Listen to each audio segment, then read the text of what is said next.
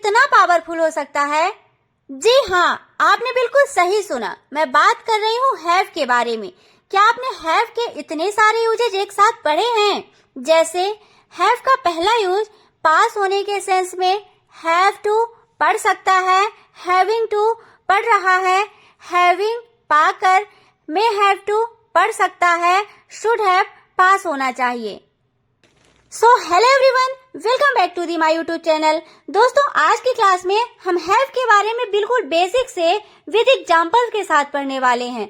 अगर आप भी हैव को लेकर कंफ्यूज हैं तो ये वीडियो आपके लिए ही है। वीडियो को एंड तक जरूर देखें क्योंकि एंड तक आपकी सारी कंफ्यूजन दूर होने वाली है। सो विदाउट टाइम वेस्ट चलिए क्लास को शुरू करते हैं। हैव को डिटेल में पढ़ने से पहले सबसे पहले हमारे लिए यह जानना जरूरी है कि यह जो वर्ड है हैव वह आखिर है क्या। तो देखिए, यह जो हैव है यह एक वर्ब है। क्या है? वर्ब है जिसे हिंदी में क्रिया कहते हैं। इसके 5 फॉर्म्स इस प्रकार हैं: first have, second had, third had, fourth having और फिफ्थ क्या है? हैज। अब इन सभी का यूज हम कब, कहाँ और कैसे करेंगे आगे हम सेंटेंसेस में पढ़ते हैं। ओके, तो देखिए, हैव का पहला यूज है पास होने के सेंस में। दैट मीन्स पोजेशन, यानी कि अधिकार बताने के लिए। अर्थात जब कोई वस्तु हमारे पास होती है और उस पर हमारा अधिकार होता है तो उसी अधिकार को बताने के लिए हम किसका यूज करते हैं? हैव का। किसका करते हैं? हैव का। इसका स्ट्रक्चर होता है सब्जेक्ट प्लस हैज या have plus object, subject plus has have plus object. अब बात ये आ रही है कि हैज हैव का यूज हम कहाँ पे करते हैं। तो देखिए, singular subject that means he, she, it और सिंगुलर नेम के साथ किसका यूज करेंगे? हैज का। और इनके अलावा plural subject I, we, you, they और प्लूरल नाउन के साथ किसका यूज करेंगे? हैव का। अगर सब्जेक्ट अकेला होगा तो उसके साथ हैज और अगर एक से ज्यादा होगा तो उसके साथ हैव का। ओके, जैसे मेरे पास एक कार है। मेरे पास एक कार है तो इसका सब्जेक्ट क्या होगा?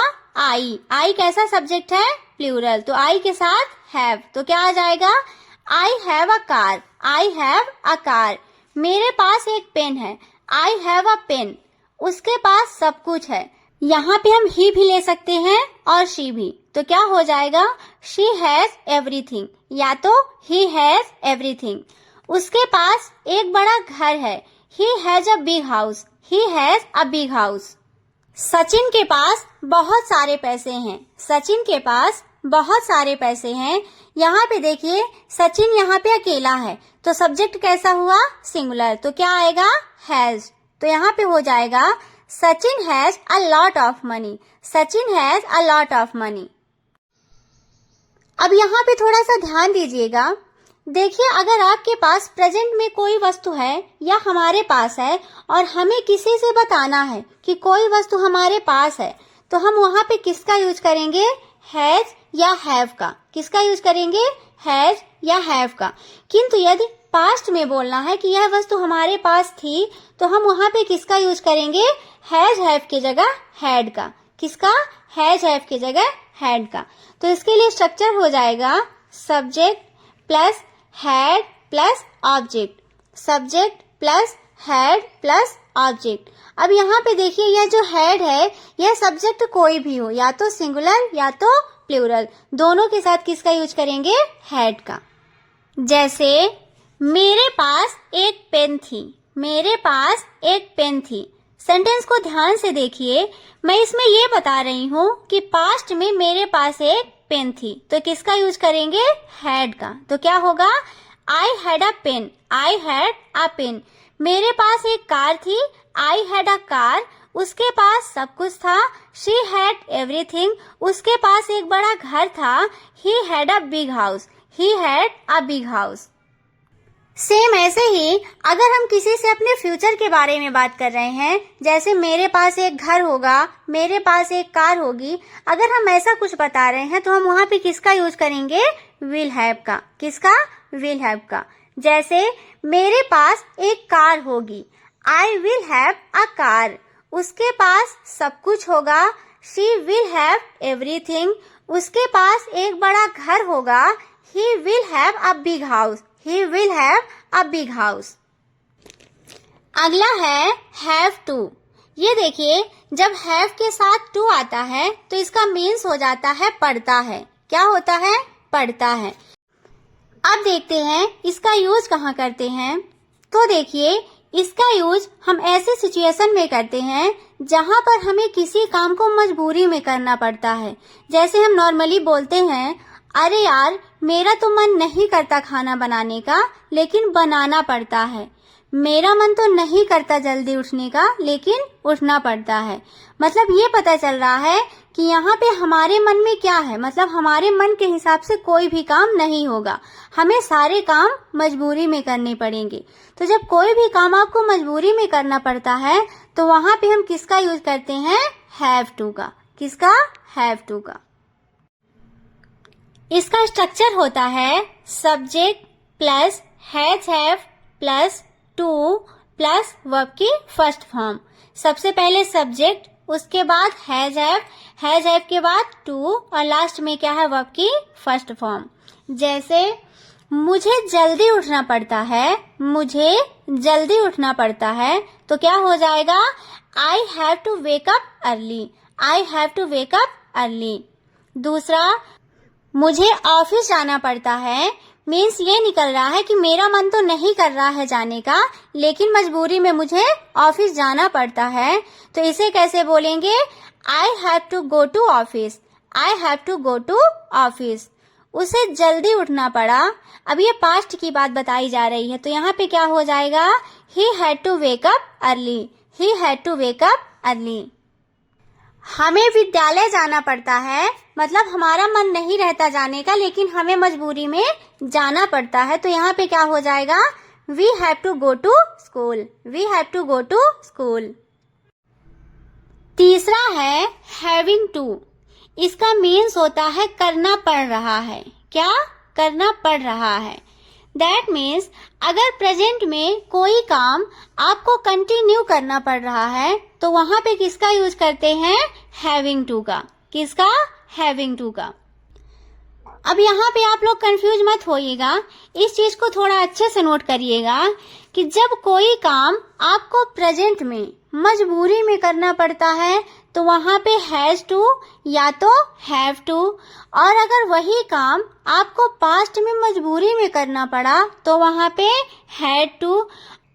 किंतु अगर प्रेजेंट में कोई काम आपको कंटिन्यू करना पड़ रहा है तो वहां पे हम किसका यूज करते हैं? हैविंग टू का।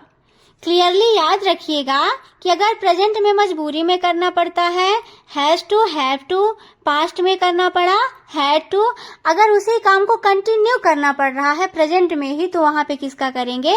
हैविंग टू का। ओके, अब चलिए इसका स्ट्रक्चर देखते हैं।